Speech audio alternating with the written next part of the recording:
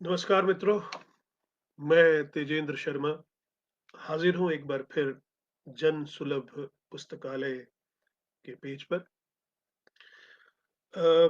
पहले आपको मैं अपनी 2 शीर्षक कहानियाँ सुना चुका हूँ। पहली का नाम था काला सागर, जो कि मेरा पहला कहानी संग्रह वाणी प्रकाशन से प्रकाशित हुआ था। वो 1990 में हुआ था। दूसरी कहानी मैंने पढ़ी देह की कीमत, जिसका जिसकी पृष्ठभूमि कुवैत देश था। और वो मेरी दूसरा कहानी संग्रह था ढिबरी टाइट, जो 1994 में वाणी प्रकाशन द्वारा प्रकाशित किया गया। और आज मैं आपके सामने मौजूद हूँ अपनी तीसरी शीर्षक कहानी देह की कीमत के लिए। तो देह की कीमत 1999 में वाणी प्रकाशन से ही प्रकाशित हुआ था।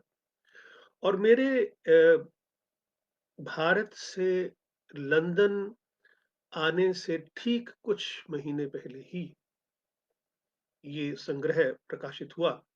और मैं इस संग्रह को साथ ही लेकर दिल्ली से सॉरी बॉम्बे से लंदन आया था। दरअसल बहुत बार बहुत से वरिष्ठ कथाकारों और मित्रों से भी बातचीत हुई। बहुत से मित्रों का कहना है कि अ, जो अनुभव की प्रामाणिकता है, उसके बिना कहानी में वो सच्चाई या दर्द नहीं आ पाता, जो हम बिना अनुभव की कहानियाँ लिखते हैं उनमें। मैं दरअसल थोड़ी इससे अलग सोच रखता हूँ। मुझे लगता है कि जो कहानीकार है, जो कथाकार है, वो प्रेस रिपोर्टर नहीं है। कहानीकार के पास संवेदनशीलता और कल्पना शक्ति दोनों होते हैं। उसे सच्ची खबर नहीं देनी होती है, उसे कहानी लिखनी होती है।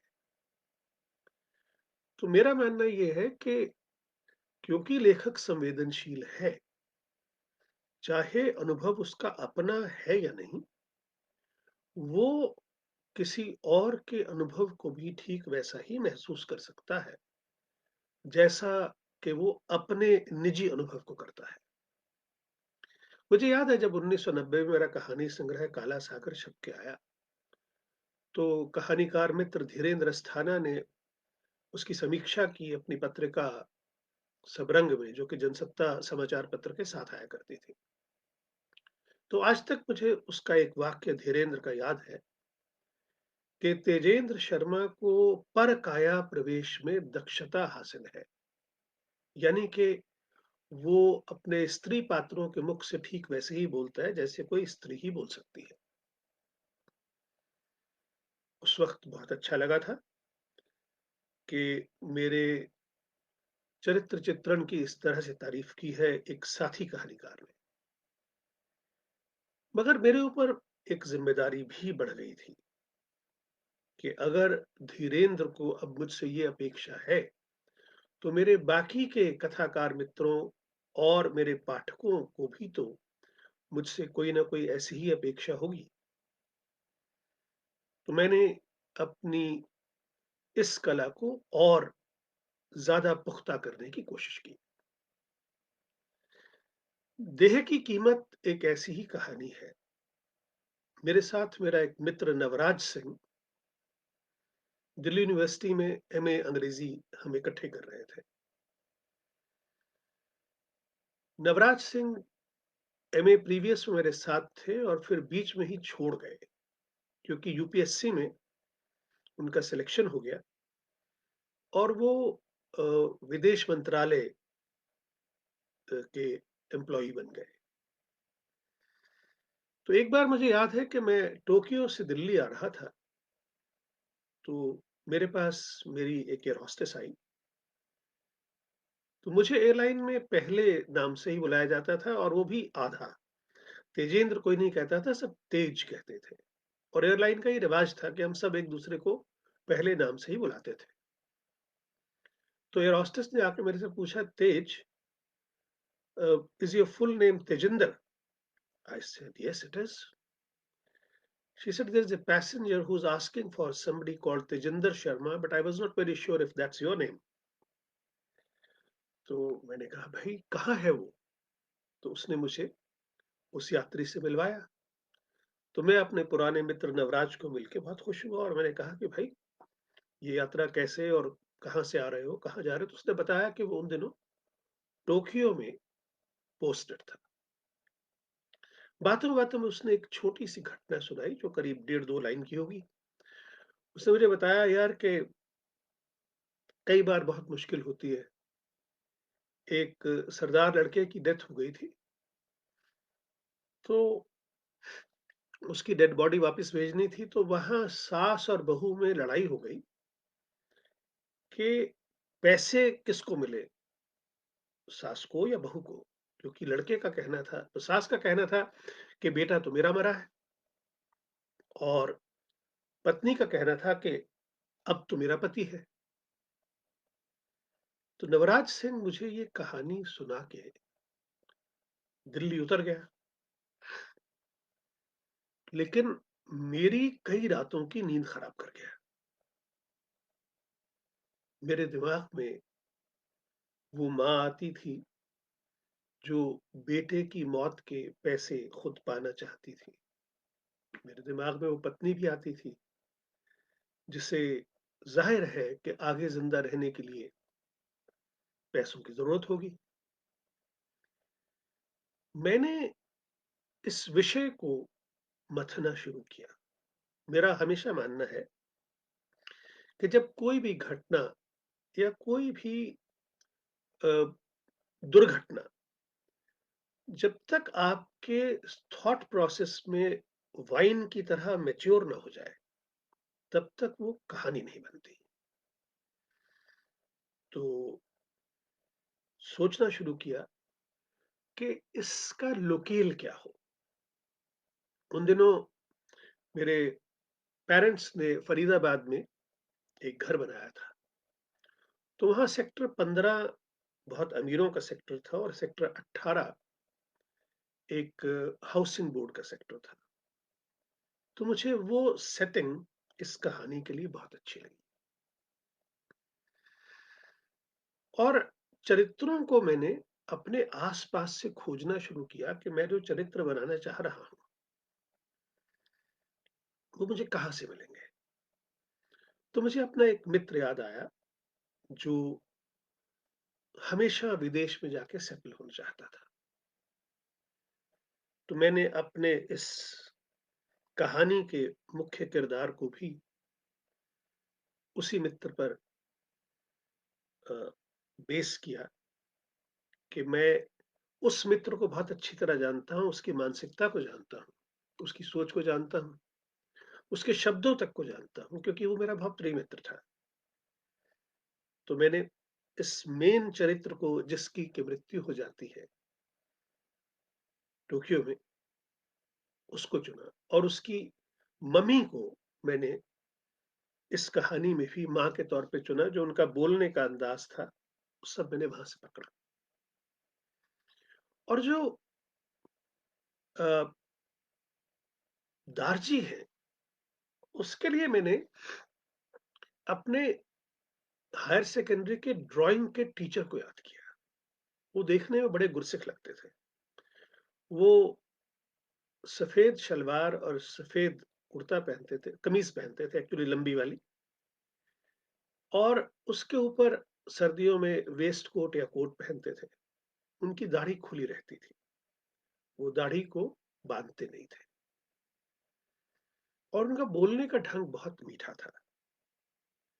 तो इसी तरह मैंने आस-पास के लोगों में से कैरेक्टर्स चुनने शुरू किए। फिर मैंने कहानी का पहला ड्राफ्ट लिखा, फिर दूसरा लिखा, और तीसरा लिखने के बाद मैं पूरी तरह से संतुष्ट हो गया कि कहानी मेरे हिसाब से ठीक है। फिर मैंने अपनी पत्नी इंदु को ये कहानी दिखाई। मैंने कहा, देखो ये नई कहानी लिखी है, ये पहली बार ऐसा हुआ है कि मैंने तुम्हें पहला ड्राफ्ट नहीं दिखाया बिकॉज़ तुम्हारी तबीयत ठीक नहीं थी।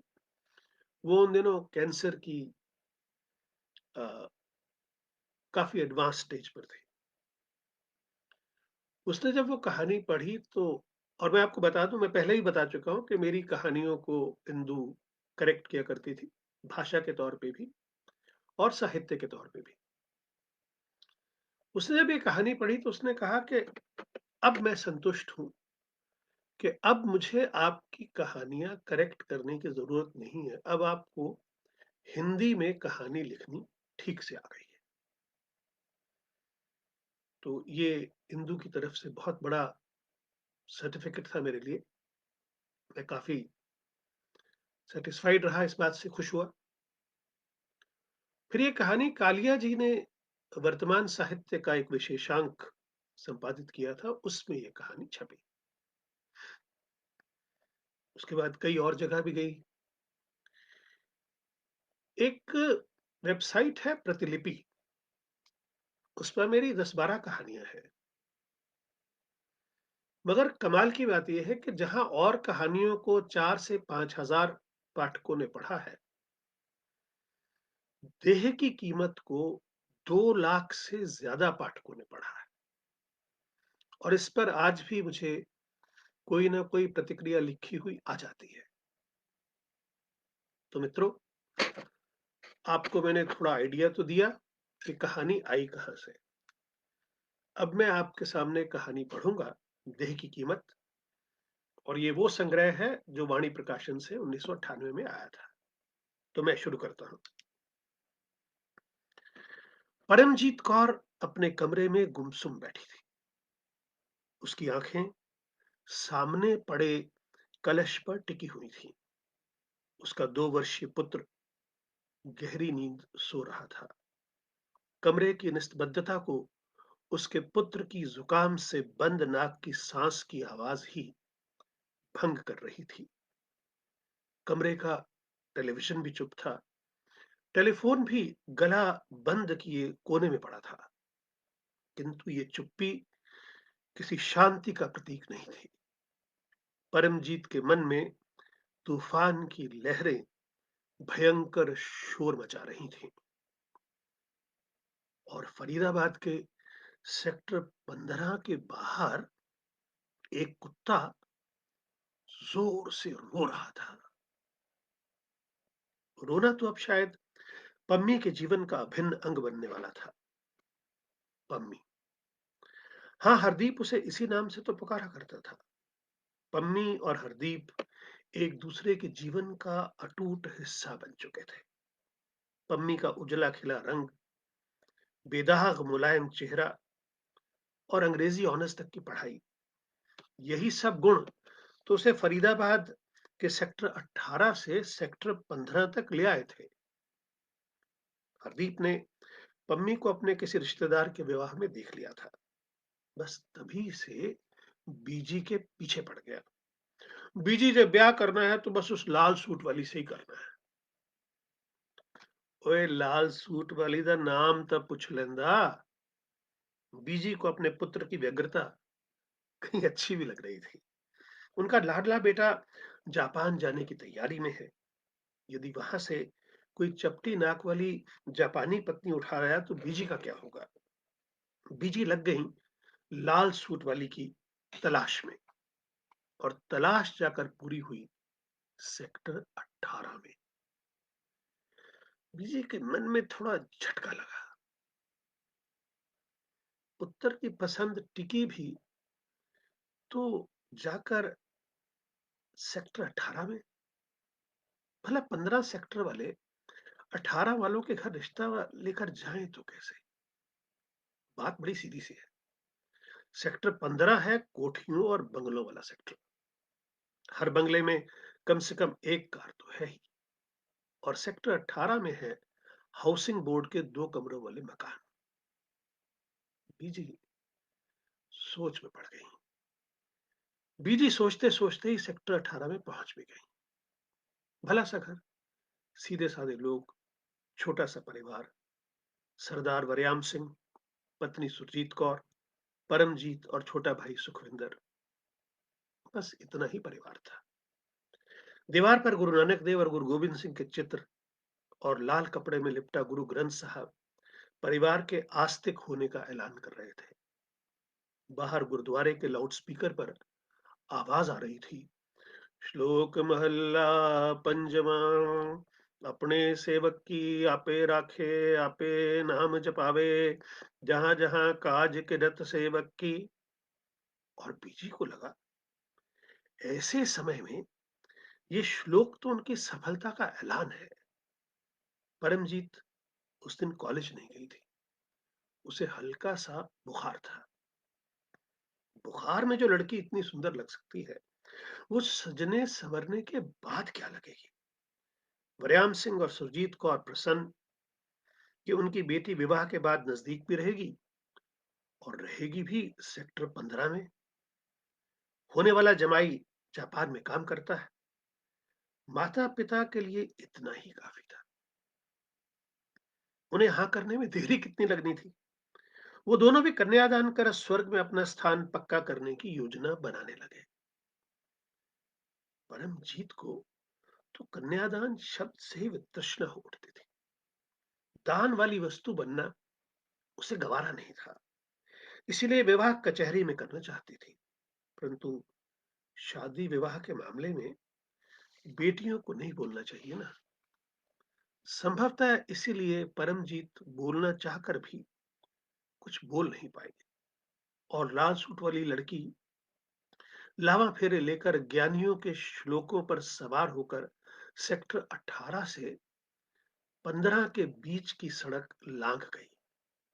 रास्ते में भीम बाग और जैन मंदिर उसके विवाह के मूक साक्षी बने खड़े थे। साक्षी बनने के लिए बिजली तैयार नहीं थी। इसलिए तो जब घर पहुंचे तो बत्ती नदारद थी। फरीदाबाद में बिजली तो हर रोज गुल हो जाती है। दिन में लगभग 4 से 6 घंटे तो बत्ती के बिना बिताने ही पड़ते हैं। ਸਾਡੇ ਘਰ ਬਿਜਲੀ ਦੀ ਕੀ ਜ਼ਰੂਰਤ ਹੈ ਜੀ। ਸਾਡੀ ਤਾਂ ਬਹੂ ਇੰਨੀ ਚਮਕੀਲੀ ਹੈ कि सारा घर उजला होया पिया है। बीजी अपनी खुशी छिपा नहीं पा रही थी। उजली बहू तो आज भी है, पर आज घर में गहरा काला अंधेरा छाया हुआ है।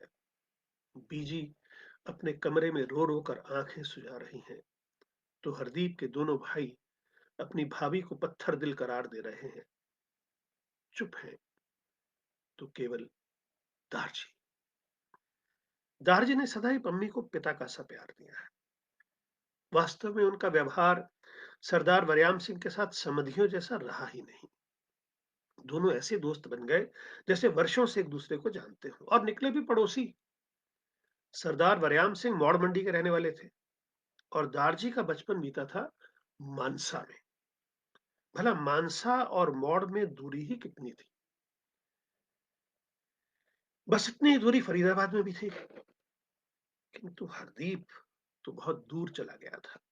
हरदीप को दूर जाने का शौक भी बचपन से ही था। उसके ताऊजी जब से ऑस्ट्रेलिया जाकर बसे थे, तब से हरदीप के मन में बस एक ही साथ थी कि उसे भी कहीं विदेश में जाकर बसना है। पर पढ़ाई लिखाई में तो उसका मन लगता नहीं था। किसी तरह दारजी के रसूख से हर वर्ष पास हो जाता था। परंतु हायर सेकेंडरी में तो बोर्ड की परीक्षा होती है, वहां तो रसूख चलता नहीं। बस उसी साल थोड़ी मेहनत की थी, और बीए की डिग्री तो कुकुरमुत्तों की तरह उगे किसी पब्लिक कॉलेज से खरीद ली गई थी।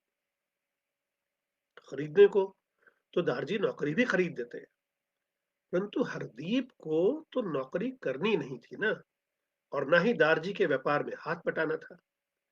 उसे तो किसी भी तरह विदेश जाना था। बस वहां जाना था, पैसा कमाना था, और ऐश की जिंदगी जीनी थी। उन्हीं दिनों एयरलाइन में उड़ान परिचारकों यानी कि फ्लाइट पर्सरों की नौकरी निकली। विदेश की सैर का खुला न्योता। हरदीप को कहीं से ये भनक लग गई कि पगड़ी धारक सिखों को ये नौकरी मिल नहीं सकती। बस कराया केशों का अंतिम संस्कार, कर दिया दारजी की भावनाओं का खून, और हो गई नौकरी की तैयारी। पर क्या नौकरी ऐसे मिलती है? भाई लिखित परीक्षा देनी होती है, पास करनी होती है और फिर साक्षात्कार या फिर आपकी तगड़ी सिफारिश होनी चाहिए। हरदीप के पास तो कोई भी अस्त्र-शस्त्र नहीं था, इसलिए कोई भी बाधा लांघ नहीं पाया। पहली ही सीढ़ी से फिसल कर नीचे आ गिरा। आज पम्मी न जाने कितनी सीढ़ियों से नीचे गिर पड़ी है। उसमें उठकर बैठने की ना तो ताकत है और ना ही हिम्मत।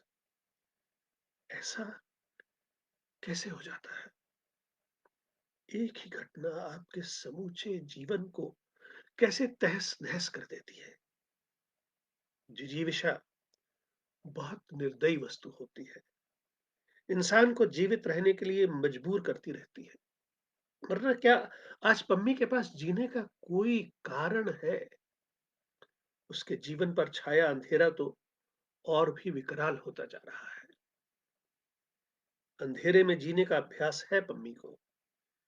तभी तो बीजी की कटु बातें और देवरों का निर्दयी व्यवहार भी उस अंधेरे को चीर कर उसे क्षत-विक्षत नहीं कर पा रहे हैं।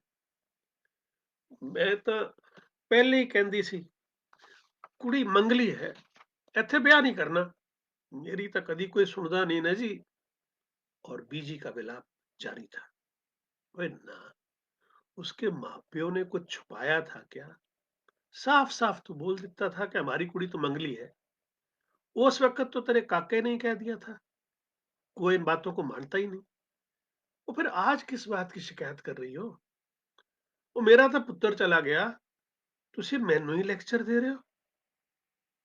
अगर तेरा पुत्तर गया है, तो उस अभागन का भी तो खसम चला गया। और सोच भगवाने, विधवा का जीवन किसी को चंगा लगता है क्या? तो कुड़ी ना निकली जी, डैण निकली। लोको माँ-प्यो ने अपनी डैण हमारे हवाले कर दी थी। और हुण मैं की करा जी? वो करना क्या है? बस अपनी बहू को सँभालो। वो हरदीप की निशानी है उसके पास। निक्के बच्चे नु उसने सँभालना है। और मैं तो यहाँ तक कहता हूँ कि और दारजी चुप हो गए। वो क्या कहते हो? कुछ बोलो तो सही। मैं तो कहता हूँ भगवान, ਅਸੀਂ आप ही थोड़े वक़्त के बाद कुड़ी का दूसरा ब्याह कर दें। कुड़ी दा जीवन संवर जाएगा ते साडी इज्जत रह जाएगी। ओ हाय ओ रब्बा! कैसा बाप है बंदा? अभी पुत्तर ने मरे हफ्ता नहीं होया और बहू दे दूजे ब्याह दी गल कर रहा है। ओ हाय हाय ओए! ओए अपने बैंड बस कर, पम्मी की तरफ ध्यान दे। दारजी का धैर्य चुकता जा रहा था। पम्मी अब भी उस कलश को ताके जा रही है। जो मरा है, उसकी राख इस कलश में पड़ी है। मरने वाला मरा भी तो जापान जाकर। काका, जा पान ले आ। बीजी की बात सुनकर पम्मी की हंसी छूट गई थी। भला उनका काका पूरा जापान कैसे ला सकता है? किंतु आज तो उसी जापान ने उनके काके को और पम्मी के हरदीप को पूरे का पूरा निगल लिया था। जापान जाने की हठ भी तो हरदीप की ही थी। कोई पक्की नौकरी तो वहां थी नहीं। फिर भला क्या आवश्यकता थी वहां जाने की? विवाह से पहले पम्मी को ये कहाँ बताया गया था कि काका अवैध तरीके से जापान जाता है और 2-3 वर्ष वहां बिताकर जेबें भरकर वापस आ जाता है। क्यों जी? आप ऐसा इल्लीगल काम क्यों करते हैं? अगर कभी पकड़े गए तो? ओए चलिए, जब तक रिस्क नहीं लेंगे तो ये ऐशो आराम के सामान कैसे जुटाएंगे? ये सारी इंपोर्टेड चीजें कहाँ से आएंगी? मुझे इन चीजों में कोई दिलचस्पी नहीं जी। आप बस यहीं रहिए। हम बस अपनी दाल रोटी में ही खुश हैं। तो आदरणीय पम्मी जी, तुसी दाल रोटी में खुश रहो। तो बस यही खाते रहो। वो सरदार हरदीप सिंह दाल रोटी में खुश रहने के लिए पैदा नहीं हुआ। नहीं जी, मैं आपको अब की बार नहीं जाने दूंगी। आप एक बार तो वहां हो ही आए हो, शौक तो पूरा हो ही चुका है। फिर दोबारा जाने की जरूरत क्या है? यहाँ दारजी का अच्छा भला बिजनेस है, आप वही संभालिए ना। ओए, तुम जनानियों को ना मर्दों की बातों में दखल नहीं देना चाहिए। तुम अपना घर सँभालो, बस पैसे कमाना मर्दों का काम है, वो तुम हमारे ऊपर ही छोड़ दो। बुरी तरह से आहत हो गई थी पम्मी। उसने अंग्रेजी साहित्य की पढ़ाई इसलिए नहीं की थी कि घर के आंगन में गाय की तरह बंधी खड़ी रहे और पति अपनी मनमानी करता रहे। पम्मी अपने पति के हर काम में बराबर की भागीदार होना चाहती थी। उसे अपने काम में भागीदार बनाना चाहती थी। उसकी ताकत बनना चाहती थी। पर काका काका तो दारजी और बीजी की कमजोरी था। वो भला एक कमजोरी की ताकत कैसे बन पाती? ताकत की तो पम्मी में कोई कमी नहीं। उसका चरित्र इतना शक्तिशाली है कि वो किसी भी मुसीबत का सामना करने में सक्षम है। परंतु जब से हरदीप ने उसे बताया है कि वो किस तरह अवैध तरीके से टोक्यो पहुंचता है, उसकी शक्ति भी जवाब देने लगी है। वो बड़ी सीधी सी जुगत है पम्मी। 3 साल पहले भी चल गई थी, अब की बार भी चल जाएगी। वो अपना एजेंट हमें दिल्ली से बैंकॉक तो अपनी देसी एयरलाइन से भेजेगा। वहां से सिडनी का टिकट बनवाएगा वाया टोक्यो। टोक्यो में 8 घंटे का ट्रांजिट हॉल्ट होता है। बस उसी 8 घंटे में अपना एजेंट हमें एयरपोर्ट से बाहर निकाल के ले जाएगा और मैं पहुंच जाऊंगा टोक्यो में अपने अड्डे पर। मुझे तो डर लगता है जी। पर मैं कोई वहां अकेला थोड़ा ही हूँगा। कितने लड़के पाकिस्तान से होते हैं, कितने बांग्लादेशी और कितने अपने पंजाबी भाई। वो यही नहीं, फिलीपीन और कोरिया वाले भी इलीगल होते हैं। पर होते तो इलीगल ही है ना जी। और तू यहाँ लीगल इलीगल के चक्कर में पड़ी है। तो मुझे अपनी जिंदगी बनाने की फिक्र है। मम्मी को तो कुछ समझ ही नहीं आ रहा था। उसके पल्ले तो ये बात पड़ ही नहीं रही थी कि इतने पचड़ों में पड़कर जापान जाने की ऐसी मजबूरी क्या है। क्या इसी को जिंदगी बनाना कहते हैं? पर काका तो बहुत अक्लमंद है ना। पिछली बार ही 5 लाख बचा कर लाया था। इम्पोर्टेड चीजें अलग। भला सफल आदमी भी कभी गलत हुआ है? किसकी मजाल है जो सफलता को उसकी कमियां बता सके? फिर पम्मी ही भला कैसे अपने हरदीप को समझा सकती थी? उल्टा हरदीप ने उसे समझा दिया। हरदीप के समझाने का नतीजा भी महीने भर में सामने आ गया था। शर्म से लजाकर पम्मी ने बताया था कि उसका जी खट्टा खाने को करने लगा है।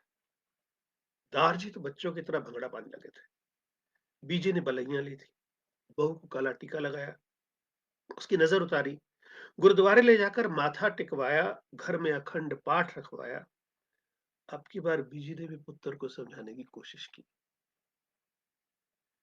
पुत्रा, कुड़ी दा पैर भारी है, मेरी गल मन, इस बार ना जा। वो पहला बच्चा है, तू साथ होएगा तो कुड़ी चंगा महसूस करेगी। वो बीजी कोई निक्की बच्ची थोड़े है पम्मी। फिर आप हो, दारजी हैं, दो छोटे भी हैं।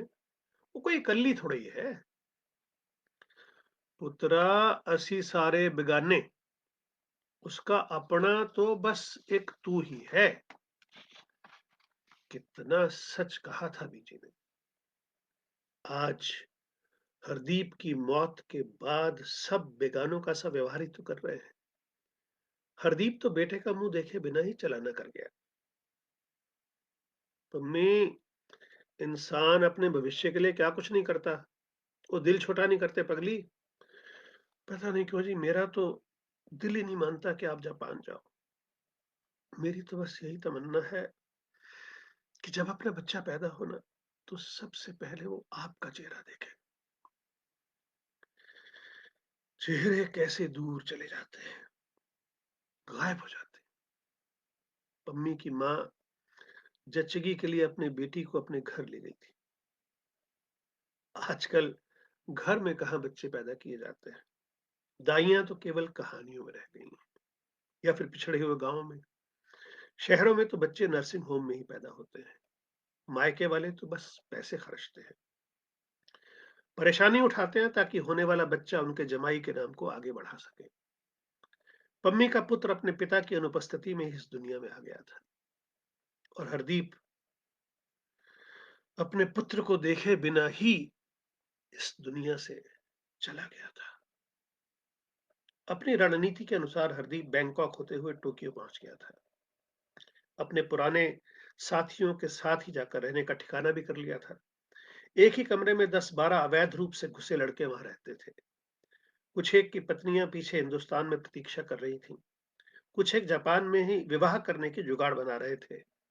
जापानी कन्या से विवाह करने पर वो जापान में रहना वैध हो जाएगा। फरीदाबाद का वैध नागरिक, खाते पीते घर का काका, जापान में अवैध काम करने को अभी शब्द था। वहां वो कुली भी बन जाता, तो कभी रेस्टोरेंट में बर्तन भी मांज लेता। हर वो काम जो हरदीप अपने देश में किसी भी कीमत पर न करता, जापान में सहर्ष कर लेता। कारण झूठी शान के अतिरिक्त और क्या हो सकता है कि जी लड़का जापान में काम करता है। दारजी सब समझते हैं कि काका क्या काम करता है। घर में एक वही तो है जो पम्मी की बात से सहमत है कि हरदीप को जापान नहीं जाना चाहिए, पर काके को बीजी की पूरी शय है। बीजी का मन तो इंपोर्टेड सामान के साथ बंधा रहता है। फिर न जाने उन्हें इंपोर्टेड बहू के ख्याल से क्यों डर लगता है। डर तो पम्मी को भी था कि कहीं कोई जापानी गुड़िया उसके हरदीप को अपने जाल में फंसा न ले। हरदीप को सख्त हिदायत थी कि हर सप्ताह वो पम्मी को फोन करेगा। हरदीप भी अपना वादा हर हफ्ते निभाया करता। फिर एक सप्ताह हरदीप का फोन नहीं आया। पम्मी का माथा ठनका तो बीजी ने झिड़क दिया, वो ना जो एक हफ्ता फोन नहीं आया तो हो की गया, वो मुंडा कहीं बिजी हो गया होगा। आजकल की लड़कियां तो अपने खसम को गुलाम बना के रखना चाहती हैं। पम्मी ने भी एक गुलाम की तरह चुप्पी साध ली थी। अपनी भावनाओं को दिल में ही दबा दिया।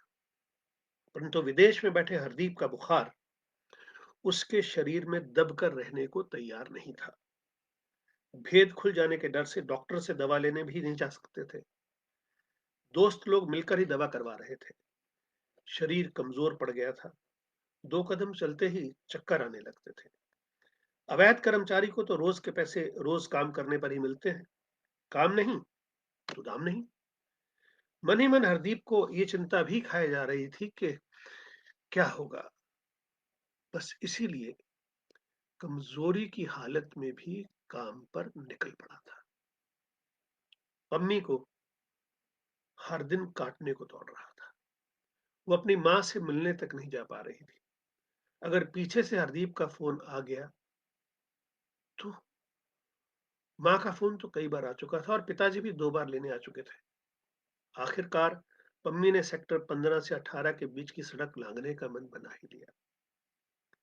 सड़क पार करते ही हरदीप को जोर का चक्कर आ गया। तेज रफ्तार से आती कार के ड्राइवर ने पूरे जोर से ब्रेक लगाई थी, परंतु हरदीप के जीवन का दीप गिंजा की व्यस्त सड़क के बीचों बीच बुझा पड़ा था। हरदीप के साथियों में शोर मच गया। हड़कंप की सी स्थिति थी। अवैध लाश, लावारिस, उसे लेने कौन जाए। हरदीप के 10 दोस्त भी तो अवैध थे। लावारिस, जिंदा लाशें। जो भी लाश लेने जाएगा वही धर लिया जाएगा। पर सतनाम के पास तो वैध वीजा था। वो तो हरदीप की दोस्ती के कारण सबके साथ रहता था। फिर गुजारा भी सस्ते में हो जाता था। सतनाम ने जाकर लाश को पहचाना, मगर अब लाश का करें क्या। जिंदा इंसान का हवाई जहाज का किराया कम लगता है, परंतु लाश को जापान से भारत भेजना बहुत महंगा सौदा बन जाता है। किसी प्रोफेशनल से लाश पर लेप चढ़वाना, ताबूत का इंतजाम, सरकारी लाल फीताशाही और फिर हवाई जहाज का किराया। सतनाम ने सभी दोस्तों से बातचीत की। सभी बड़े दिल वाले थे। पंजाबी खून ने जोर मारा और 2 दिन में ही 3 लाख भारतीय रुपए के बराबर पैसा इकट्ठा हो गया। सभी दोस्तों ने अपने यार को श्रद्धांजलि के रूप में ये पैसा एकत्रित किया था। सतनाम भारतीय दूतावास जाने की सोच रहा था। एक नया अफसर है नवजोत सिंह। सुना है खासा मददगार इंसान है। दोस्तों ने टोका, यार ये एम्बेसी के चक्कर में ना पड़ो। हिंदुस्तानी एम्बेसी वाले तो बनता काम बिगाड़ने के लिए मशहूर हैं। याद नहीं पिछली बार अवतार सिंह के साथ क्या किया था? सतनाम परेशान हो उठा। भाई एक बार चलकर तो देख लें। सभी सतनाम की बात मान गए। आखिर इन सभी इल्लीगलों में एक वही तो लीगल था। गैर कानूनी ढंग से दूसरे देश में जाकर सिंह भी कैसे चूहे बन जाते हैं। नवजोत सिंह भारतीय दूतावास में पिछले साल भर से है। पिछली बार पंजाब के एक लड़के ने आत्महत्या की थी, तब भी उसी के सिर सारा काम आन पड़ा था। उस लड़के का मृत शरीर अभी तक नवजोत को झुरझुरी दिला जाते हैं। सतनाम सिंह की बात नवजोत पूरे ध्यान से सुनता रहा। उसने सतनाम की पीठ ठोकी। भाई तुम सब ने तो अपनी दोस्ती निभा ली यारो। 2 दिन में 3 लाख रुपए इकट्ठे कर लिए। अब मुझे कुछ सोचना है। सतनाम मुंह नीचा किए खड़ा रहा। नवजोत के माथे पर पड़ते बल इस बात की घोषणा कर रहे थे कि वो किसी गहरी सोच में डूबा हुआ है। एक बात बताओ सतनाम सिंह, तुम कह रहे थे कि हरदीप सिंह की एक बीवी और बच्चा भी है? नवजोत ने ठंडी सांस लेकर पूछा। है जी। तुमसे एक बात कहूं तो बुरा तो नहीं मानोगे? कहो ना साहब जी। इस परदेश में आप ही तो हमारे माई बाप हैं। सतनाम, अगर ये सारा पैसा इस लाश को हिंदुस्तान भेजने में खर्च हो गया तो हरदीप की बीवी को क्या मिलेगा? बस एक लाश। उस पर वो अभागन क्रियाक्रम का खर्चा करेगी सो अलग। आप कहना क्या चाहते हैं बाबूजी? भाई अगर हम इस लाश का क्रियाक्रम यहीं जापान में कर दें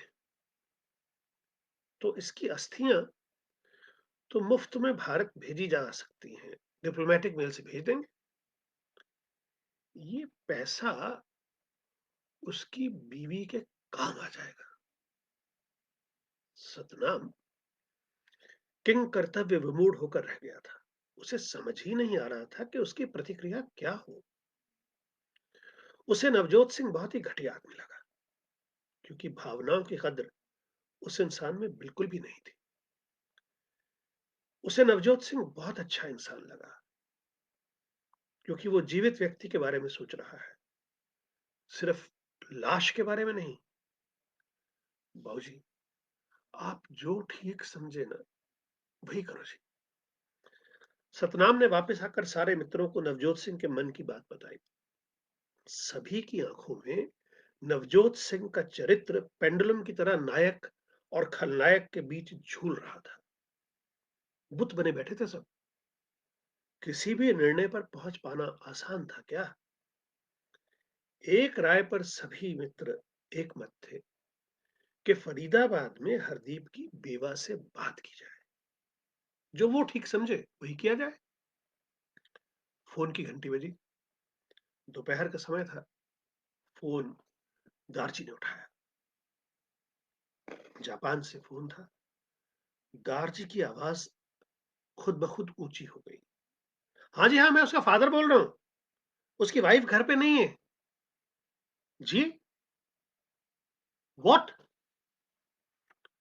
हेलो मिस्टर सिंह, आप हमारी आवाज सुन रहे हैं? दारजी की गीली भर्राई हुई आवाज निकली।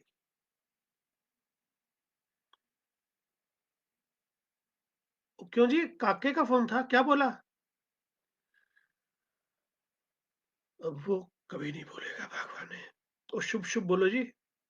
वाहेगुरु मेहर करे। हरदीप की बीबी काका सानू छड़ के चला गया। जापान वाले काके का क्रियाक्रम वहीं करके उसके पैसे पम्मी के नाम भेज रहे हैं। तूफान का झोंका एक भूचाल की तरह आया। बीजी फटी हुई आंखों से अपने पति को देख रही थी, जिसने ऑल इंडिया रेडियो की तरह अपने पुत्र की मौत का समाचार सुना दिया था। बीजी का स्यापा घर की दीवारों की सीमा पार कर पड़ोसियों के घर तक पहुंचने लगा था। वो बदहवास हुए जा रही थी। हरदीप के दोनों भाई भौचक्के के खड़े थे। वो पुत्तर नु खा गई, हुण उसने पैसे भी खा जाएगी। ओए अक्कल दी बात कर कुलवंत। उस बेचारी को तो अभी तक ये भी नहीं पता कि वो विधवा हो चुकी है। दारजी को दुख और गुस्से दोनों पे काबू पाना भारी पड़ रहा था। दारजी, परजाई को बुलाने से पहले एक बात हम आपस में तय कर लें। हमें क्या करना है पुत्र जी? दारजी, या तो वीर जी की लाश लेने हम दोनों भाइयों में से कोई जाएगा, और या फिर बोलो पुत्र, चुप क्यों हो गए? या फिर जापान वालों से कहिए कि पैसे बीजी के नाम से भेजें। पुत्र जी, अगर तुम लाश लेने जाओगे तो क्या खास बात हो जाएगी? दारजी का गुस्सा बाहर आने को बेताब हो रहा था। दारजी, हम वहां वीरजे की जगह टोक्यो में रहने का चक्कर चला सकते हैं। कुलदीप ढिठाई से बोला। तुमने हरदीप की मौत से भी कोई सबक नहीं लिया? चलो जी, हम 1 मिनट के लिए मान भी जाए कि काकेदा कार्यक्रम जापान में हो जाए, तो सारे पैसे कल दिया ही कुड़ी को क्यों मिले? पुत्र तो हमारा गया है ना। बीजी ने कुलदीप के सुर में आवाज मिलाई। दारजी सिर पकड़कर बैठ गए। उन्हें विश्वास ही नहीं हो रहा था कि इस औरत के साथ उन्होंने इतना लंबा जीवन बिता डाला। वो जिसका खसम गया है, पहले उसे तो बताओ कि वो बेवा हो चुकी है। पर दारजी, पम्मी भाभी के आने से पहले हम घर वालों को कोई फैसला तो कर लेना चाहिए। दोबारा जापान से फोन आ गया तो क्या जवाब देंगे? ये गुरप्रीत था, सबसे छोटा। दारजी अपने परिवार को देखकर हैरान थे, क्षुब्ध थे। अपने ही पुत्र या भाई के कफन के पैसों की चाह इस परिवार को कहां तक गिराएगी, उन्हें समझ नहीं आ रहा था। मन किया सब कुछ छोड़ छाड़ कर संन्यास ले लें। पर अगर वो नहीं होंगे तो फिर पम्मी का क्या होगा? ये गिद्ध तो सामूहिक भोज करने में जरा भी नहीं हिचकिचाएंगे।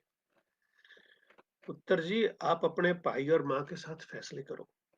मैं जरा जाकर अपनी बहू को उसकी बर्बादी की खबर सुनाऊं।